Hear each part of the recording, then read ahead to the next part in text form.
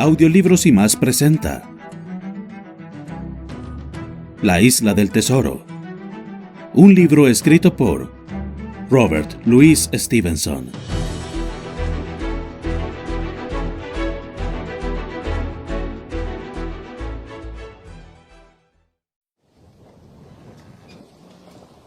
Capítulo 25. Cómo llegué a arriar la bandera negra. Apenas había logrado encaramarme al bauprés cuando el Petit Foque dio un aletazo y tomó viento en otra bordada, con un estampido como de cañón. La goleta se estremeció hasta la quilla bajo el violento y repentino esfuerzo, pero en un instante, aunque las olas seguían trabajando, el Petit Foque con otro aletazo volvió a colgar lacio y flameando. Poco me había faltado para ir al agua, así que me apresuré a gatear por el bauprés y me precipité de cabeza por la cubierta. Estaba en el lado de sotavento del castillo de proa, y la vela mayor, que aún seguía turgente, me ocultaba una parte de la cubierta de popa. No se veía ni un alma. En la tablazón de cubierta, que había dejado de baldearse desde el motín, se veían las huellas de muchos pies, y una botella vacía y rota por el cuello rodaba de un lado a otro, como una cosa viva, entre los imbornales. La hispaniola orzó de repente. Los foques, detrás de mí, restallaron ruidosamente. El timón dio un bandazo, y todo el barco se inclinó con una sacudida mareante. Y al mismo tiempo, la botavara dio la vuelta hacia el otro costado, chirriando la escota entre las garruchas, y me dejó ver el lado del sotavento de la cubierta. Allí estaban, en efecto, los dos vigilantes. El del gorro rojo, tumbado de espaldas, tieso como un palo, con los brazos extendidos como los de un crucificado, y enseñando los dientes a través de los labios entreabiertos. Israel Hands, sentado y caído contra la amarada, la barbilla hundida en el pecho, las manos abiertas apoyadas en la cubierta, y la cara, a pesar de la piel curtida, tan blanca como una vela de cera. El barco siguió un rato dando saltos y guiñadas como caballo resabiado. Tomaban viento las velas, ya en una bordada, ya en otra, y la botavara giraba de un extremo a otro, hasta hacer crujir el mástil con el esfuerzo. De cuando en cuando saltaba una lluvia de agua y espuma por encima de la amura, y la proa daba fuertes golpetazos contra la marejada. La mar resultaba mucho más intensa y severa para este gran barco, de alto aparejo, que para mi coraclo casero y escorado, que ya estaba en el fondo del mar. A cada salto de la goleta, el del gorro rojo resbalaba de un lado para otro, pero sin que, a pesar de tan rudo zarandeo, y esto es lo que producía una impresión macabra, se alterase su actitud, ni la persistente mueca que le hacía enseñar los dientes. También a cada salto, Hans parecía hundirse más en sí mismo, y se iba desplomando sobre la cubierta, arrastrando los pies cada vez más lejos, y todo su cuerpo se inclinaba hacia popa, de suerte que se me iba ocultando poco a poco su cara, y al fin no llegué a ver más que una oreja y el bucle despeluchado de una patilla. Al mismo tiempo observé, en torno a ambos, manchones oscuros de sangre sobre la tablazón, y empecé a convencerme de que habían muerto uno a manos del otro en el frenesí de la borrachera.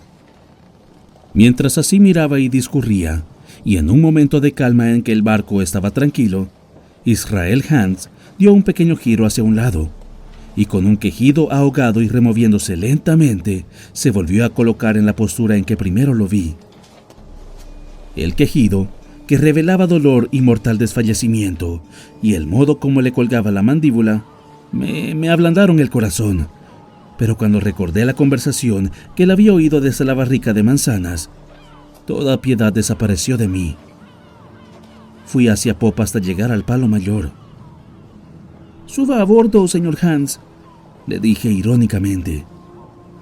Volvió los ojos hacia mí con gran esfuerzo, pero estaba muy débil para sorprenderse. Lo más que pudo hacer fue articular una palabra. «Aguardiente». Pensé que no había tiempo que perder, y sorteando la embestida de la botavara, que una vez más giró de banda a banda barriendo la cubierta, me deslicé hasta popa y bajé las escaleras de la cámara. Difícil es imaginar una escena de tal desorden. Todos los armarios y cajones habían sido forzados en busca del mapa. El piso estaba lleno de barro. Los muy bellacos se habían sentado allí a beber y deliberar, después de haber chapoteado en los fangales que rodeaban el campamento. Los mamparos, todos pintados de blanco con cenefas doradas, estaban cubiertos de señales de manos sucias. Docenas de botellas vacías se entrechocaban en los rincones con el vaivén de la goleta. Uno de los libros de medicina del doctor estaba abierto sobre la mesa, con la mitad de las hojas arrancadas, supongo que para encender las pipas. En medio de todo esto, la lámpara aún esparcía un fulgor humeante, opaco y sombrío, como el hollín.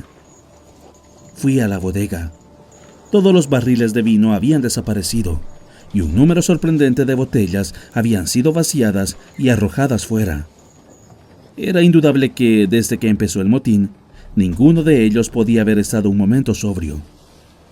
Rebuscando por allí, di con una botella en la que aún quedaba aguardiente para Hans, y para mí descubrí algo de galleta, frutas en conserva, un montón de pasas y un pedazo de queso. Con todo ello volví a cubierta, puse mis propias provisiones detrás del timón y, evitando ser visto por el contramaestre, me dirigí a proa al tanque de agua y bebí un largo trago y copioso. Y entonces, y solo entonces, di a Hans el aguardiente.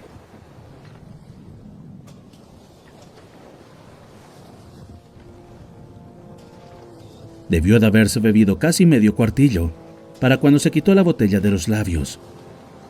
¡Ah! ¡Rayos! La verdad es que lo estaba necesitando. Yo estaba ya sentado en mi rincón y me había puesto a comer. ¿Ha estado usted mal herido?, le pregunté.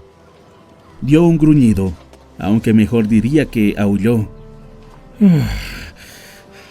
Si aquel doctor estuviera a bordo, me pondría bien en 2 patadas. Pero no tengo ni pizca de suerte, ya ves, y eso es lo malo conmigo. En cuanto a este espantajo, está muerto y acabado, sí señor, añadió señalando al del gorro. De todas formas, ese no era marinero. ¿Y de dónde saliste tú? Pues mire usted, he subido a bordo para tomar posesión de este barco, señor Hans, y va usted a tener la bondad de considerarme su capitán hasta nuevas órdenes. Me miró con aire avinagrado, pero nada me dijo. Había vuelto algo de color a sus mejillas, aunque aún tenía aspecto cadavérico, y seguía deslizándose e incorporándose a cada bandazo del barco. Y por cierto, no puedo tolerar esa bandera, señor Hans, y con su permiso la voy a quitar. Más vale no tener ninguna que tener esa. Y otra vez, sorteando la botavara, corrí a donde estaba la Drisa, arrié su maldita bandera negra y la tiré al agua. ¡Dios salve al rey!, grité agitando la gorra. ¡Ese es el fin del capitán Silver! Él me miraba astutamente, sin quitarme ojo, siempre con la barbilla hundida en el pecho.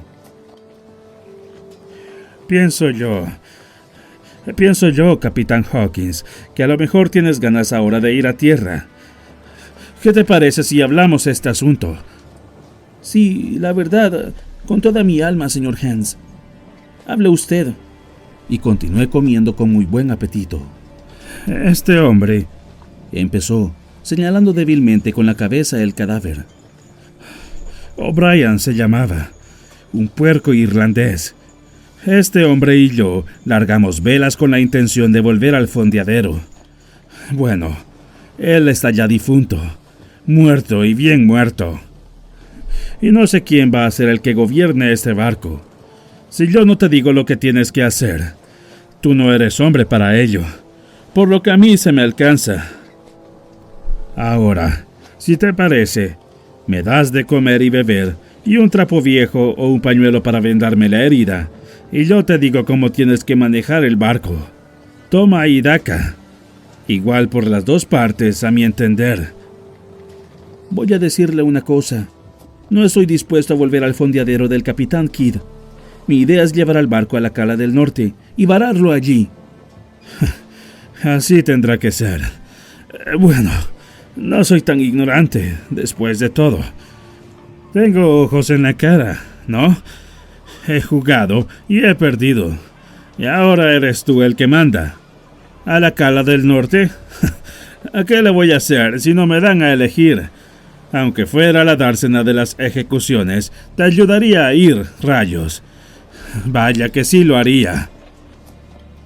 A mi parecer había en esto algo de buen sentido.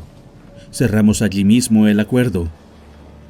En 3 minutos tenía yo a la Hispaniola navegando dócilmente, con viento en popa, a lo largo de la costa de la Isla del Tesoro, con la esperanza de doblar la punta septentrional antes de mediodía y bajar luego hasta la Cala del Norte antes de la pleamar, momento en que podríamos embarrancarla sin hacer daño y esperar luego a que el reflujo nos permitiera desembarcar. Até entonces la caña del timón y bajé a donde estaba mi cofre, del que saqué un pañuelo finísimo de seda que era de mi madre. Con él y con mi ayuda, Hans se vendó la gran cortada sangrienta que había recibido en el muslo, y después de haber comido un poco y con otro par de tragos de aguardiente, empezó a revivir por momentos, se enderezó, habló más fuerte y claro, y aparentó en todo estar como un hombre nuevo. La brisa nos ayudó admirablemente. La goleta se deslizaba cortando el agua como un pájaro. La costa pasaba rápida a nuestro lado y el paisaje cambiaba a cada minuto.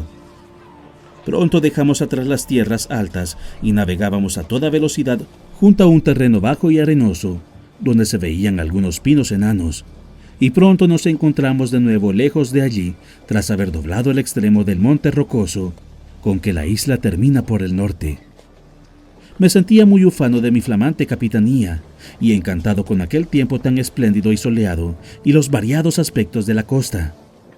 Tenía agua abundante y suculentos víveres, y la conciencia, que antes me remordía por mi escapada, se me había aquietado con mi gran conquista. Creo que nada me hubiera faltado a mi contento, a no ser por los ojos del contramaestre, que me perseguían burlones por toda la cubierta, y por la extraña sonrisa que no se le borraba de la cara. Era una sonrisa en la que había, a la vez, algo de dolor y de desfallecimiento. Una sonrisa macilenta de viejo, pensé. Pero había además de eso una punta de mofa, una sombra de felonía en su expresión, mientras arteramente me espiaba, y me espiaba sin quitarme ojo, espiaba todos y cada uno de mis movimientos.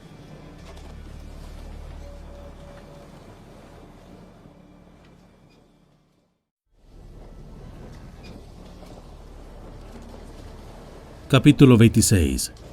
Israel Hands.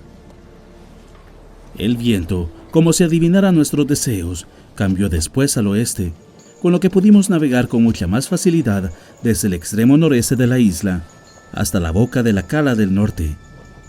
Sin embargo, como no había manera de que pudiésemos anclar, y no nos atrevíamos a embarrancar la goleta hasta que hubiera subido la marea de forma considerable, nos sobraba el tiempo y no sabíamos qué hacer con él. El contramaestre me dijo cómo poner el barco al pairo, lo que conseguí tras muchos intentos, y los dos nos sentamos silenciosos a despachar otra comida. «Capitán», me dijo al cabo, con la misma sonrisa inquietante, «aquí está mi viejo compañero O'Brien. Supongamos que lo agarras y lo tiras al agua. Yo no soy por regla general melindroso, ni me culpo por haberlo matado, pero no lo considero decorativo. ¿Tú sí?» «Ni tengo fuerzas bastantes, ni me gusta la tarea. Y por mí que se quede ahí». «Es un barco de mala suerte en el que nos encontramos, esta Hispaniola, Jim. Un montón de hombres han muerto en esta Hispaniola, un montón de pobres marineros muertos, y ya en el otro mundo, desde que tú y yo embarcamos en Bristol.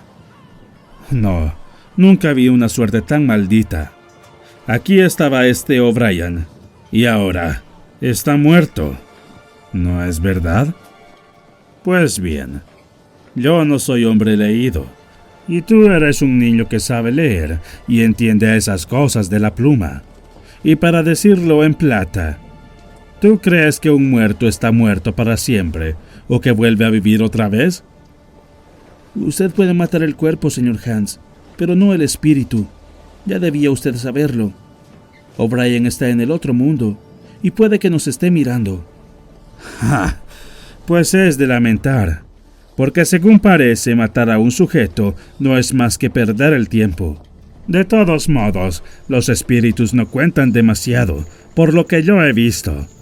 No me importaría vérmelas con los espíritus, Jim. Y ahora que hemos hablado en confianza, sería cosa de agradecer que bajases ahí, a la cámara, y me trajeras así revienten mis cuadernas. Maldición, no me viene el nombre a la cabeza. Sí, una botella de vino, Jim, porque este aguardiente es demasiado fuerte para mi cabeza. La vacilación del contramaestre no parecía natural, y en cuanto que prefiriese vino a aguardiente, no me lo creía en absoluto. Todo ello no era más que un pretexto. Lo que quería era alejarme de Cubierta, de eso no cabía duda, pero con qué propósito no podía yo imaginarlo. Su mirada esquivaba siempre la mía, sus ojos miraban de un lado para otro, unas veces hacia el cielo, otras furtivamente al cadáver de O'Brien. Seguía sonriéndose y relamiéndose con ademán tan desconcertante y sospechoso que un niño podía haber visto que estaba maquinando algún engaño. Yo reaccioné, sin embargo, con rapidez, porque veía dónde estaba mi ventaja, y que con una persona tan lerda y obtusa podía fácilmente ocultar mis sospechas hasta el fin. ¿Vino? Mucho mejor. ¿Lo quiere tinto o blanco? Me parece, compañero, que viene a ser la misma cosa para mí. Mientras sea fuerte y abundante, ¿qué más da? Muy bien, le traeré oporto, señor Hans, pero me va a costar dar con la botella. Diciendo esto, bajé por la escalera de la cámara haciendo el mayor ruido posible. Me quité los zapatos, fui muy calladamente por el pasaje, subí por la escala del castillo de proa y asomé la cabeza a ras de la cubierta. Yo sabía que él no podía esperar que apareciese por allí, pero lo hice con toda la cautela posible. Y en verdad que mis peores sospechas quedaron más que confirmadas. Había abandonado su postrada actitud hasta ponerse a gatas, y aunque se notaba que al moverse sentía un intenso dolor en la pierna, pues lo oía reprimir un quejido, cruzó la cubierta sin embargo, arrastrándose con vigor y ligereza. Llegó en un instante hasta la banda de babor y sacó de entre un rollo de cuerda un largo cuchillo, o mejor dicho, una daga corta manchada de sangre hasta la empuñadura. La examinó un momento adelantando el labio inferior, probó la punta en la palma de la mano, después apresuró a esconderla en el bolsillo interior de la chaqueta y volvió a arrastrarse al sitio que antes ocupaba contra la amurada. No necesitaba saber más. Israel podía moverse, estaba armado, y si tanto empeño había puesto en verse libre de mi presencia, no cabía duda de que yo iba a ser la víctima. ¿Qué es lo que pensaba hacer después? Si intentara atravesar la isla a rastras desde la cala del norte hasta el campamento de los pantanos, o disparar el cañón grande, confiando en que sus camaradas acudirían antes en su socorro, era naturalmente más de lo que yo podía adivinar. Tenía, a pesar de esto, la seguridad de que podía fiarme de él en una cosa, porque en ella teníamos ambos idéntico interés, y era poner a salvo la goleta. Los dos queríamos vararla con el menor daño posible, en un lugar seguro, y hacerlo de manera que, cuando el momento llegara, se pudiera poner de nuevo a flote con poco riesgo y trabajo. Y hasta tanto que eso se lograra, estaba seguro de que mi vida sería respetada. Mientras le daba vuelta a todo esto, no había permanecido ocioso. Otra vez me había deslizado hasta la cámara, calzado los zapatos y agarrado la primera botella de vino con que topé, y con ella como pretexto, volví a aparecer sobre cubierta. Israel Hans estaba como lo había dejado, abatido como un guiñapo y con los párpados entornados, como si su debilidad fuera tanta que no pudiera soportar la luz. Sin embargo, al llegar yo, alzó la mirada, rompió el cuello de la botella con la maestría del que está muy acostumbrado a hacerlo, y se bebió un largo trago solemnizándolo con su brindis favorito. ¡Buena suerte! Se quedó un rato tranquilo y luego, sacando un rollo de tabaco, me pidió que le cortase un pedazo.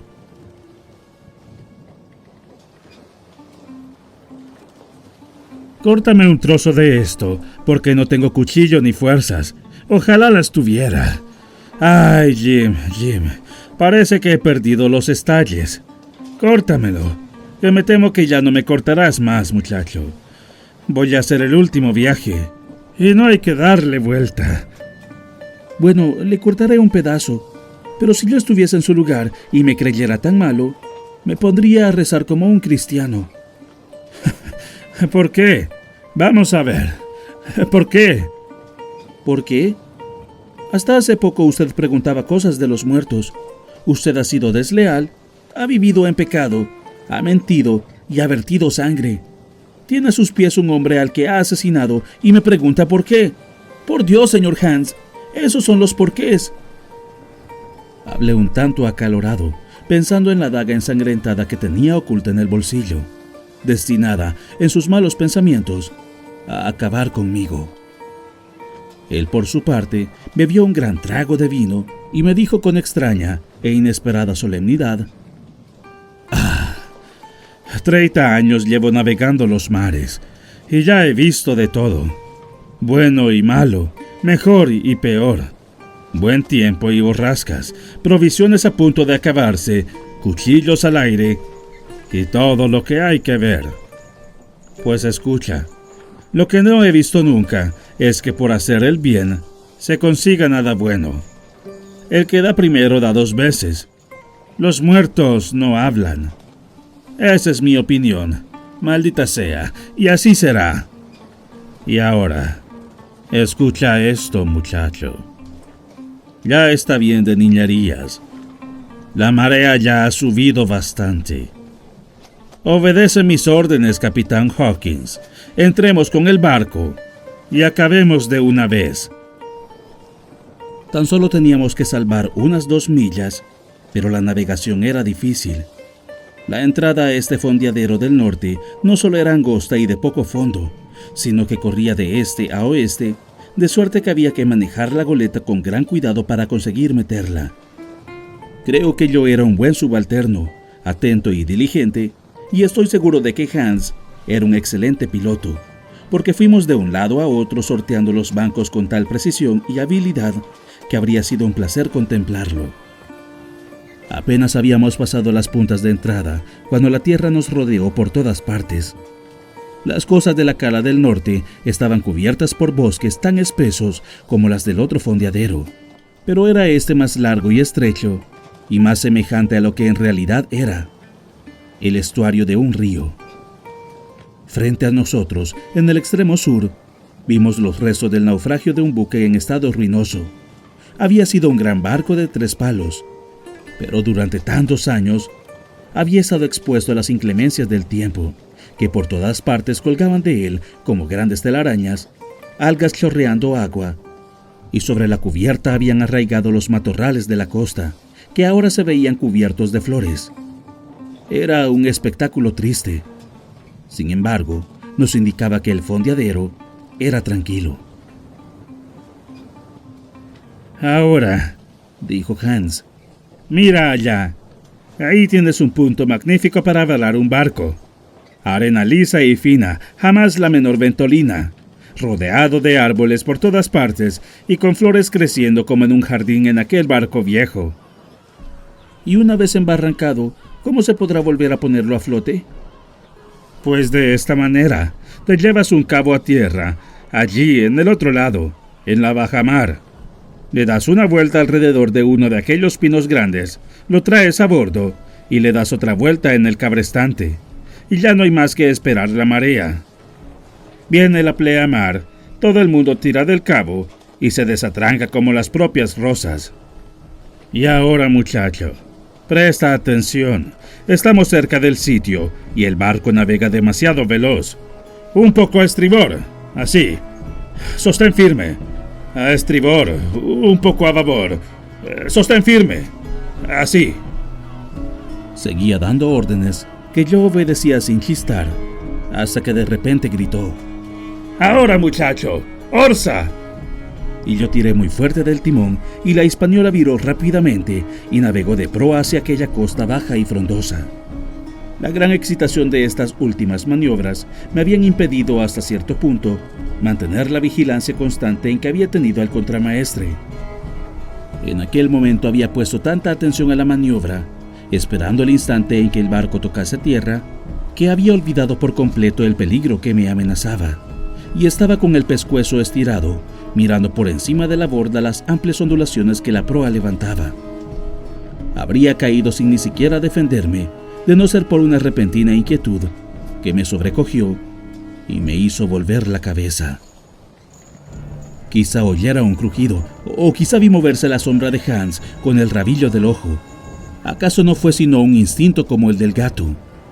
Pero el caso es que cuando miré hacia atrás, allí estaba Israel Hans, ya a medio camino, con la daga en la mano derecha. Los dos debimos de gritar cuando nuestros ojos se encontraron, pero en tanto que el mío fue el grito estridente del terror, el suyo fue un bramido de furia, como el de un toro que embiste. A un tiempo saltó él hacia adelante y yo de costado hacia la proa. Al hacerlo, solté el timón, que giró violentamente a sotavento, y creo que esto me salvó la vida, porque fue a dar a Hans a mitad del pecho, y por un momento lo dejó parado en seco. Antes de que se repusiera, ya estaba yo a salvo fuera del rincón donde él me había acorralado, y con toda la cubierta por delante para sortear sus acometidas. Me detuve ante el palo mayor, saqué una pistola del bolsillo, apunté tranquilamente, aunque él ya se había vuelto y venía derecho hacia mí, y apreté el gatillo. Cayó el percutor, pero no hubo fogonazo ni detonación. El cebo se había inutilizado con el agua del mar. Me maldije por mi descuido. ¿Por qué no habría cebado de nuevo y vuelto a cargar mucho antes mis únicas armas? De haberlo hecho, no habría sido, como lo era ahora, un mero corderillo fugitivo ante el carnicero. Herido como estaba, sorprendía la presteza con que podía moverse, con el pelo entrecano cayéndole sobre la cara, y ésta, roja y encendida, por el apresuramiento y la cólera. No tenía tiempo para probar la otra pistola, ni la verdad, mucha inclinación, pues estaba seguro de que sería inútil. Una cosa vi con toda claridad. No debía limitarme a retroceder, o enseguida me acorralaría en la proa, como había estado a punto de conseguirlo en la popa. Una vez así arrinconado, solo podía esperar en ese lado de la eternidad 9 o 10 pulgadas de la daga ensangrentada dentro de mi cuerpo. Coloqué las dos manos contra el palo mayor, que era de muy respetable corpulencia, y esperé con todos mis nervios en tensión. Viendo que yo intentaba esquivarlo, él también se paró, y durante un momento hizo una serie de fintas a las que respondí con el movimiento adecuado. Era un juego en el que a menudo me había ejercitado en mi tierra, entre las rocas de la ensenada del Cerro Negro. Pero nunca, es evidente, con el corazón latiéndome de aquella forma. Sin embargo, como digo, era un juego de muchachos, y pensé que podría tenérmelas con él, contra un marinero viejo y herido en un muslo. Por cierto que había empezado a crecer tanto mi valor, que hasta me permití unos fugaces pensamientos sobre cuál sería el fin de aquel trance, y si bien veía que podía prolongarlo mucho tiempo, ningún atisbo había de cómo salir de él. Pues bien, mientras estaban así las cosas, de pronto la Hispaniola embarrancó, se tambaleó, se afirmó por un instante en la arena, y con la rapidez de una caída, se inclinó de repente de babor hasta formar la cubierta a un ángulo de 45 grados, y algo así como un barril de agua entró por los imbornales, y formó una charca entre la cubierta y la amurada. Caímos él y yo un tiempo, y rodamos casi juntos hasta los imbornales. El muerto del gorro rojo, rígido y con los brazos aún estirados, nos siguió dando tumbos. Tan cerca estábamos, en efecto, que me dio un golpe en la cabeza con el pie del timonel que me hizo rechinar los dientes.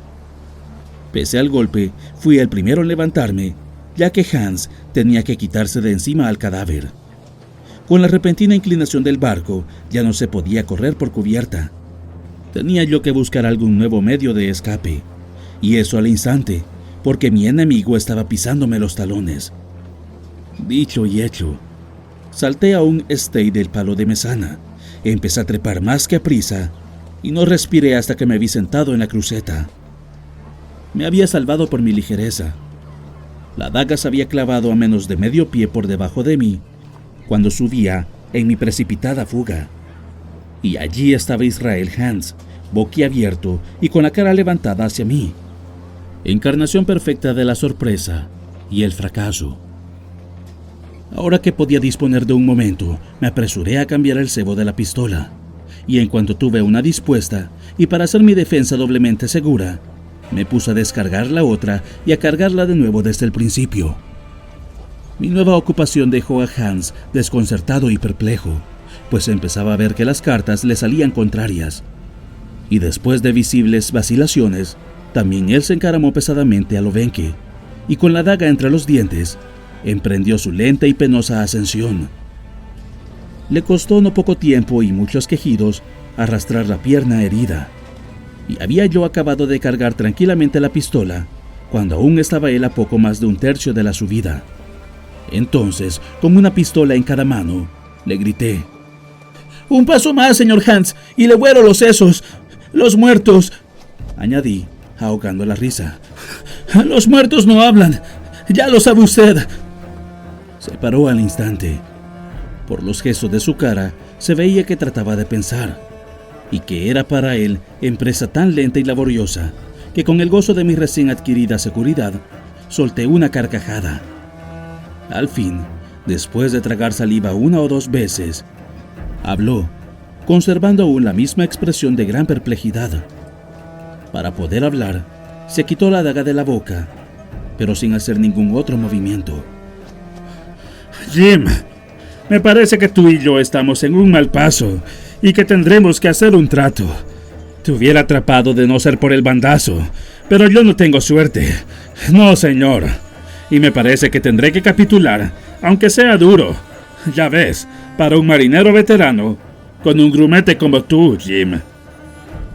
Estaba yo saboreando sus palabras, todo sonriente y tan ufano como un gallo en las bardas de un corral, cuando de pronto él echó la mano hacia atrás, por encima del hombro. Algo zumbó como una flecha en el aire.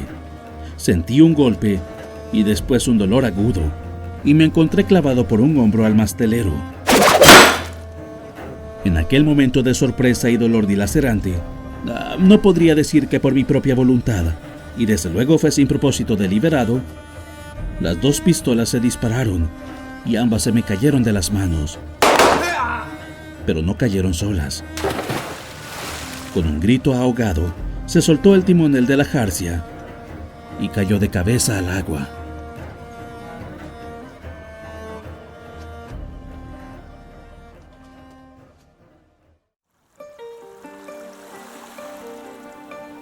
Capítulo 27. Piezas de A8. Con la inclinación del barco, los mástiles sobresalían un gran trecho sobre el agua, y a la altura que yo estaba en la cruceta, solo tenía debajo de mí a la superficie de la bahía. En consecuencia, Hans, que no había llegado tan arriba, estaba más cerca del barco y cayó al agua junto a la borda. Salió una vez a la superficie, entre remolinos de espuma y sangre, y volvió a hundirse para siempre. Al serenarse el agua, pude verlo en el fondo hecho un ovillo sobre la arena limpia y brillante, en la sombra que proyectaba el costado del buque. Uno o dos peces cruzaron rápido sobre su cuerpo. A veces, por el temblor del agua, parecía moverse un poco, y como si tratara de levantarse. Sin embargo, estaba muerto, y bien muerto, a tiros y además ahogado. Paso de los peces en el mismo sitio en que había resuelto asesinarme. Apenas me había cerciorado de ello, empecé a sentirme mareado, desfallecido y lleno de espanto. La sangre caliente me corría por la espalda y el pecho. La daga, en el sitio donde había clavado el hombro al mastelero, me quemaba como un hierro candente. Y sin embargo, no era tanto ese dolor físico lo que me acongojaba, pues me creía capaz de haberlo podido soportar sin una sola queja, como el horror enloquecedor de caer desde la cruceta en aquellas aguas tranquilas y verdosas junto al cuerpo del timonel. Me sostuve agarrado con las manos y con tal fuerza que me dolían las uñas, y cerré los ojos como para ocultarme del peligro. Gradualmente fui recuperando el ánimo, y el pulso volvió a latirme con ritmo más natural, y me sentí de nuevo dueño de mí mismo. Mi primer pensamiento fue arrancarme la daga, pero o estaba demasiado bien clavada, o los nervios me fallaron, y desistí con un violento escalofrío. Y cosa rara, aquel mismo estremecimiento resolvió el problema. La verdad es que no le había faltado nada al cuchillo para errar en el blanco. Me tenía sujeto por un mero pellizco de la piel, y el escalofrío lo desgarró. La sangre corrió más copiosa sin duda, pero volvía a estar libre y solo trincado al mastelero por la chaqueta y la camisa. Rompí esta última ligadura de un tirón súbito y enseguida bajé a cubierta por la jarcia de estribor. Por nada del mundo me hubiera aventurado, nervioso como estaba, por la de babor, suspendida sobre el agua y desde la cual había caído un momento antes Israel Hands. Bajé a la cámara y atendí como pude mi herida. Me dolía mucho y todavía sangraba abundantemente, pero no era profunda ni peligrosa, ni me estorbaba demasiado para mover el brazo. Después eché un vistazo alrededor, y dado que ahora, en cierto modo, el barco era mío, pensé en desembarazarlo de su último pasajero, el cadáver del marinero O'Brien. Se había precipitado, como he dicho, contra la amurada, donde yacía como una especie de horrible y desmadejada figura de paja del mismo tamaño que los vivos, es cierto, pero qué diferente del color o de la compostura y gracia de la vida. En la postura en que estaba, podía yo fácilmente realizar mi propósito. Y como el hábito de las aventuras trágicas había casi borrado por completo mi terror a los muertos, lo sujeté por la cintura como un saco de patatas, y de un empujón lo lancé por la borda. Se hundió con un ruidoso chapuzón. El gorro rojo se desprendió y quedó flotando en la superficie. Y tan pronto como el remolino se calmó, pude verlos a él y a Israel Hands tendidos uno junto al otro, los dos ondulando con el trémulo movimiento del agua. O'Brien, aunque todavía era bastante joven, era muy calvo. Y allí estaba, con la cabeza calva, apoyada en las rodillas de su asesino, mientras los peces cruzaban raudos sobre los dos. Me encontraba ahora solo en el barco. La marea acababa de cambiar. Al sol le faltaba tan poco para ponerse que ya las sombras de los pinos de la costa occidental se alargaban a través del fondeadero y tendían sobre la cubierta manchas de luz y sombra. La brisa del atardecer se había levantado, y aún bajo el resguardo de la colina de los dos picos, el aparejo había empezado a silbar suavemente y las velas colgantes a agitarse de un lado para otro. Empecé a darme cuenta de un peligro para el barco. Pude arriar los foques sin dificultad y cayeron revueltos sobre la cubierta, pero en cuanto a la vela mayor, era empresa más ardua. Por supuesto, cuando la goleta escoró al embarrancar, la botavara giró del mismo lado, saliendo por encima de la borda, y su punta, así como 1 o 2 pies de lona, estaban bajo el agua. Juzgué que aquello aumentaba el peligro, pero la tensión de la vela era tan violenta que apenas me atrevía a tocarla. Al fin saqué el cuchillo y corté la driza. El puño de la cangreja dobló enseguida y una gran panza de lona suelta flotó en el agua. Y como por mucho que tiré no conseguí mover la cargadera, eso fue todo lo que pude hacer. Ya solo le quedaba a la hispaniola confiar en su propia suerte, como yo en la mía. Para entonces estaba en sombra todo el fondeadero, y recuerdo que los últimos rayos del sol entraban a través de un claro del bosque y caían resplandecientes como joyas sobre el manto florido de la nave naufragada. Empezó a refrescar, la marea iba retirándose rápidamente, y la goleta se escoraba cada vez más. Me encaramé hacia adelante con gran dificultad y miré sobre la borda. Parecía haber poca profundidad, y agarrando con ambas manos, para mayor seguridad, la driza que había cortado, me dejé caer lentamente al agua. apenas me llegaba a la cintura. La arena era dura y estaba ondulada por efecto del agua, y fui vadeando hasta la costa, animoso y contento, dejando escorada la Hispaniola y con su vela mayor flotando desplegada sobre la superficie de la bahía. Casi al mismo tiempo el sol se ocultó del todo, y la brisa silbó sutilmente en la oscuridad crepuscular por entre pinos que cabeceaban. Al menos, y por fin, ya había salido del mar, y no volvía con las manos vacías. Allí estaba la goleta limpia al fin de bucaneros, y en espera de nuestra gente para tripularla y hacerse otra vez a la mar. No tenía más pensamiento que el de regresar a la estacada, y vanagloriarme de mi hazaña. Era posible que me regañasen un poco por mi travesura, pero haber capturado la Hispaniola era una réplica aplastante, y esperaba que el propio capitán Smollett tendría que confesar que no había perdido yo el tiempo.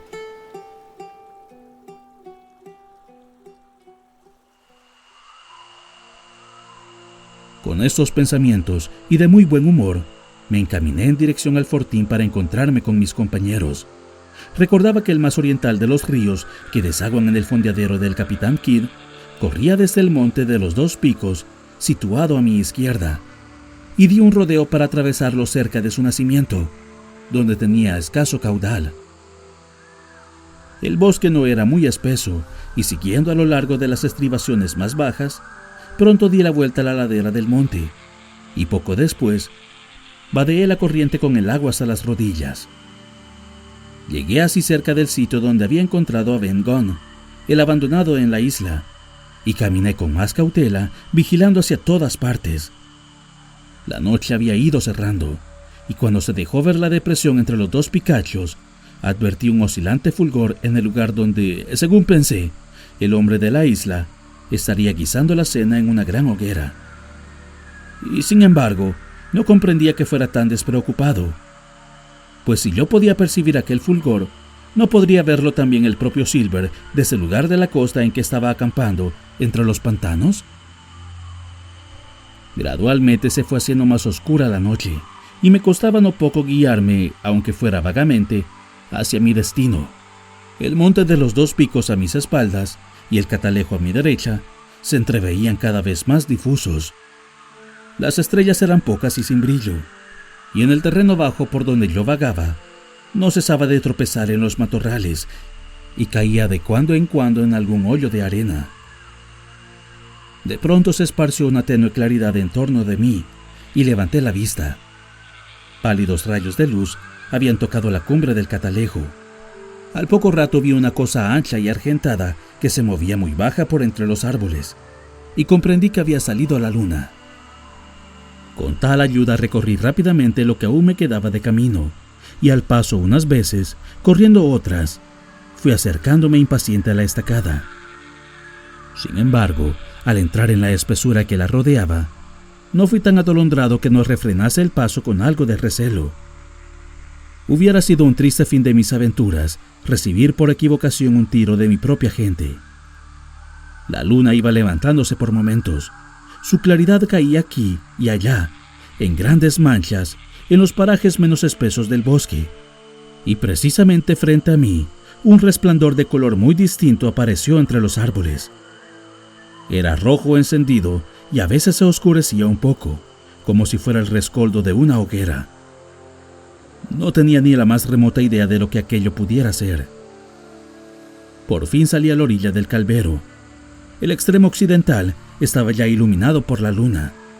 El resto, incluido el fortín, estaba aún envuelta en una sombra negra, salpicada aquí y allá con argentadas franjas de luz.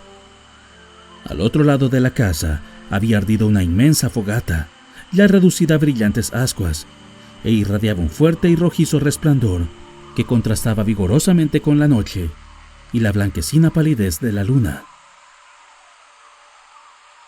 No se movía ni un alma viviente, ni se oía otro ruido que los rumores de la brisa. Me detuve muy asombrado y perplejo, y acaso con un poco de miedo. No había sido costumbre nuestra encender grandes fuegos.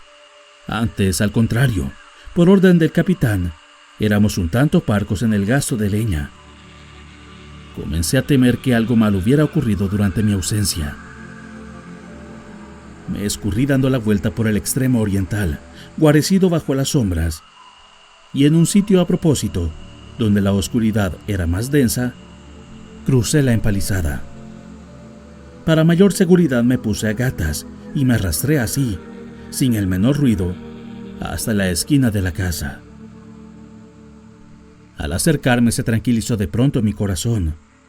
No es en sí un sonido agradable y a menudo me he quejado de él en otras ocasiones, pero en aquella era como una melodía oír a mis amigos roncar al unísono, sonora y plácidamente. La contraseña marina del centinela, aquel magnífico sin novedad, nunca había caído en mis oídos de modo tan tranquilizador. Pero de todos modos, no cabía duda de que tenían una vigilancia abominable. Si hubiera sido Silver con los suyos, el que ahora se iba arrastrando hacia ellos, ni uno solo habría vuelto a ver la luz del día.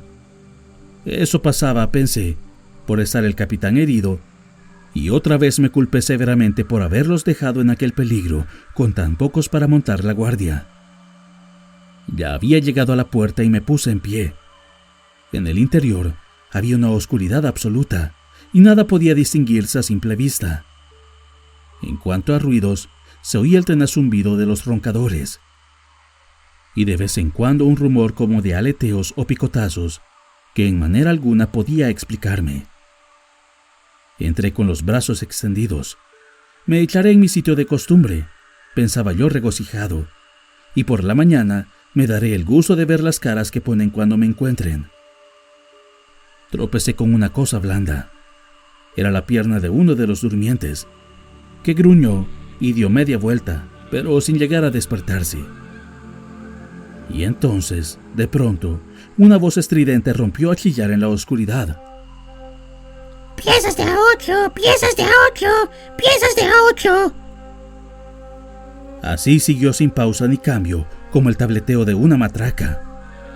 Era el oro verde de Silver, el capitán Flint. Él era quien había oído yo picoteando una corteza. Él era quien, mejor centinela que los hombres, había anunciado mi llegada con su monótono estribillo. No tuve tiempo para recuperarme de la sorpresa. A los gritos agrios y metálicos del loro, los durmientes se despertaron y se pusieron en pie, y con un formidable juramento gritó la voz de Silver. ¿Quién es? Me volví para echar a correr. Choqué precipitadamente con uno, retrocedí y me precipité en los brazos de otro, el cual los cerró sobre mí y los apretó con fuerza. «Trae una antorcha, Dick», dijo Silver, una vez asegurada mi captura. Y uno de ellos salió de la casa de troncos y volvió poco después con una antorcha encendida.